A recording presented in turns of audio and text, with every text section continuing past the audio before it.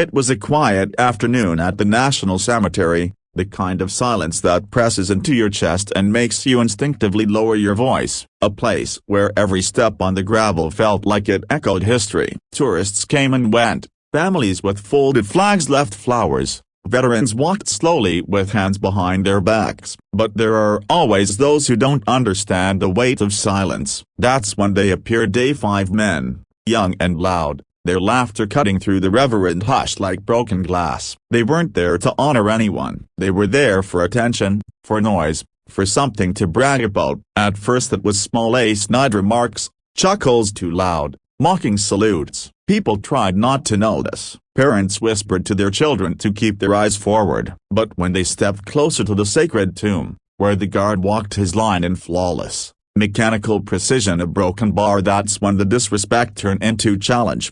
"Look at this guy," one of them sneered, "walking like a robot. Bet he wouldn't last 5 minutes in a real fight." The guard didn't move. He never does. That's the discipline of a tomb guard, eyes locked, body sharp, heart steady. He wasn't there for himself. He was there for those who could no longer stand, for the fallen whose stories were carved in stone. But the bullies weren't satisfied with silence. They stepped closer, taunting louder now. One even spread his arms, mocking the guard's rifle drills. And in a broken bar the line was crossed. A shove, a hand where it should never be, on the shoulder of the sentinel. The crowd gasped. Mothers pulled children closer. Veterans stiffened in rage. But the guard, he moved with the precision of steel. In that single moment, 5 men thought they had found an easy victim, a toy soldier. What they didn't know was that they had woken the storm inside a man trained to withstand more than they. The first bully barely had time to blink. The guard's stance shifted,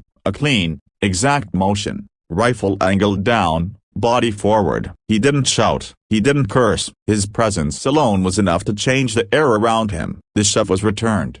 Not with anger, but with force, a firm push that sent the first man stumbling back, eyes wide. The second charged, laughter turning into aggression. But discipline beats chaos. In less than a heartbeat, the guard sidestepped, gripped the man's arm, and twisted, sending him down to the ground with a crack that echoed louder than their mockery ever did.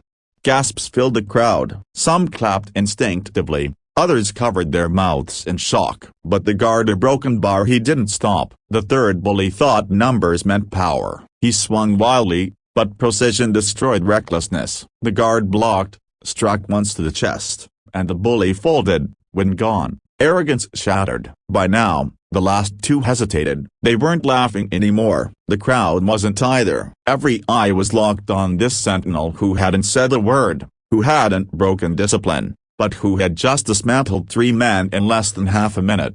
But they were still 5, and pride makes fools of men. Together they lunged, but it was too late. One sweep of the rifle's stock dropped the 4th, pain flashing across his face as he fell to his knees. The 5th, the loudest of them all, was left standing alone. His chest heaved, sweat dripping, but his courage had already run. He stumbled backward, hands up, shaking his head. All of this 60 seconds, and then silence. Not the silence of disrespect, but of reverence. The kind of silence that makes your skin prickle because you've just witnessed something unforgettable. The guard straightened, returned to his post, and resumed his march. No words, no boasting, just discipline, just honor. The bullies, they limped away, their laughter stolen, their pride crushed under the weight of respect they never understood until that moment. God could imagine.